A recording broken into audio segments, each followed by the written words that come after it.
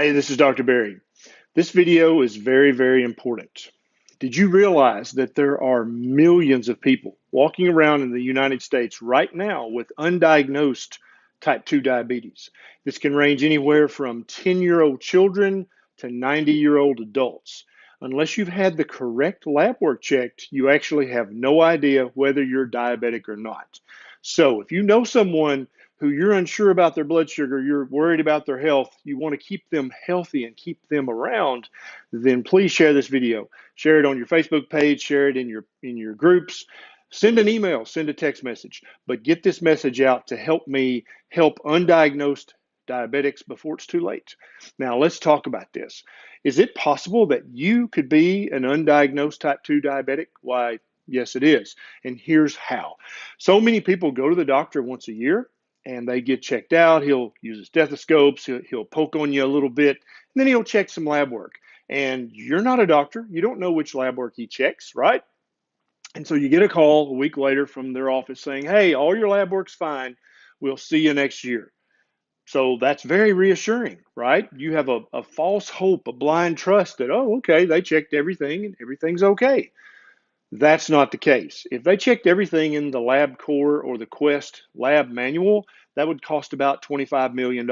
So doctors don't check everything, okay? What we mean by that is we checked everything that's relevant in our professional opinion to your personal case. That's what that means when your doctor says, I checked everything and everything's okay.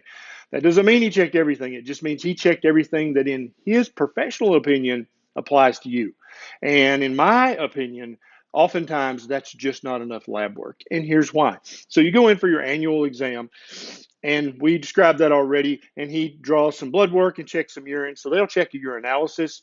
If your blood sugar is under 180, there won't be any sugar in your urine. Okay, so your blood sugar could literally be 179 that morning, and there will be no glucose in your urine. So he's blind; he can't see that. Okay, now he checks a complete blood panel, which is good, but that's a very cursory test. That checks nothing about diabetes whatsoever.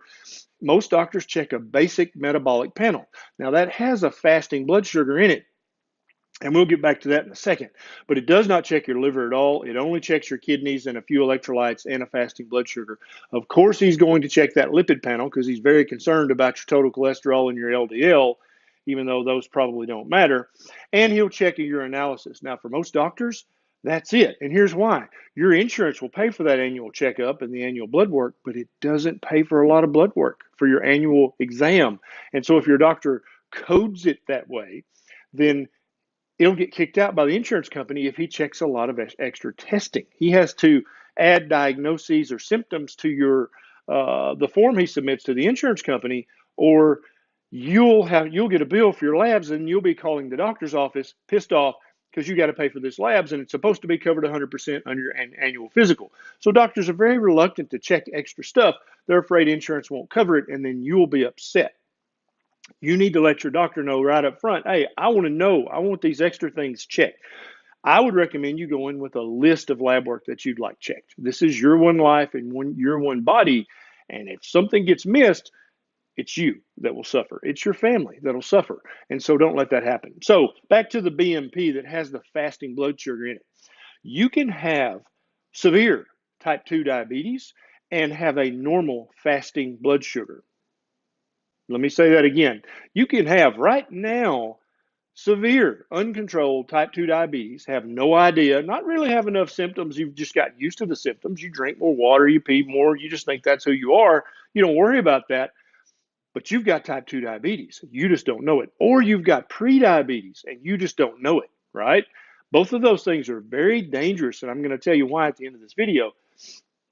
So if he just checks a basic metabolic panel, he has no idea. If you're a type 2 diabetic, a pre-diabetic, if you have insulin resistance, he has no idea about those things. He's blind to that because he didn't check the needed lab work. Got it? So here's what you're going to do. And this video is just about pre-diabetes and diabetes. There are other things that can be missed by checking just this limited labs, and I'll talk about that in future videos.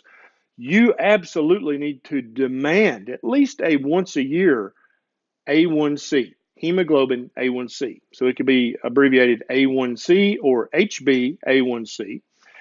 And if you have to pay cash for this lab, it's 30, 40 bucks. I promise you it's worth that, okay? So tell your doctor, hey, make sure and check an A1C, because if your A1C is even 1/10 of a point high, and the cutoff values vary from lab to lab, so I can't really tell you a numbers, but I'm just going to tell you, when you look at your lab results, which you're always going to request, right? Right, always. You're always going to get a copy of your own labs. Doctors are busy. Sometimes some doctors, even though it's malpractice, they let their nurses interpret the labs because they're too busy. Okay, so you're going to ask for that A1C, and if he says, "Oh, I don't think your insurance will cover that, and you don't need it," say, "That's fine, doctor. I've got my checkbook. I'll be happy to pay for that because I want to know if I'm pre-diabetic or type 2 diabetic, because Dr. Berry said that's really important to know." All right. You're also going to get a glucometer, and you're going to have that at home, and you're going to use that. And about 90 minutes to 120 minutes after a meal, you're going to check your blood sugar. And if that number's ever above 140, you're pre-diabetic. Okay. It doesn't matter what you ate. If you ate a dozen donuts and drank a quart of milk, your blood sugar 2 hours after that meal should be under 140 if your insulin and glucose metabolism are still functioning properly. Never, please never do that, but I'm just saying.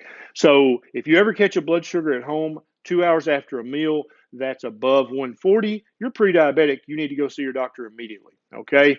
And so when you get your A1C back, when the doctor calls you and says, "Oh, we checked everything and everything's fine," you're going to say, "Oh, great, give me a copy of that," okay? Because very often doctors will see a blood sugar of 102 or 105, and they'll say, "Oh, that's a little high. It's not that big a deal. Well, it's fine. We'll check it next year."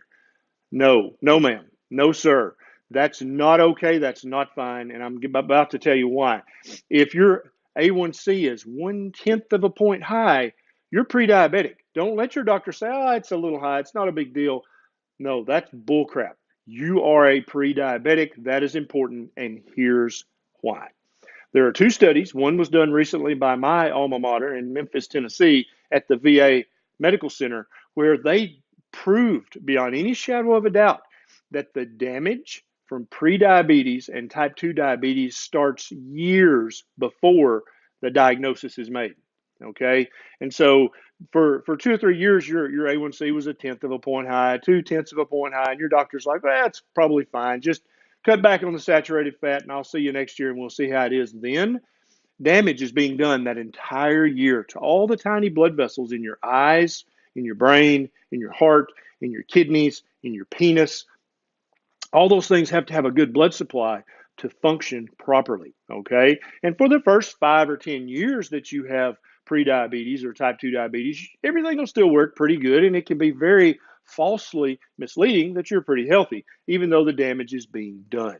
There's some degree of redundancy in your blood vessels, and so you can lose a few, and you can't really tell the difference. But after a certain amount, the damage is done. You can't take that back. Okay, so if your A1C is even 1/10 of a point high, boom, you have a diagnosis. You have pre-diabetes, and then everything I say on all my other videos on this channel becomes much more important to you, because as I said, the two studies show without doubt damage is being done when your blood sugar is just a few points high, when your A1C is just 1/10 of a point high.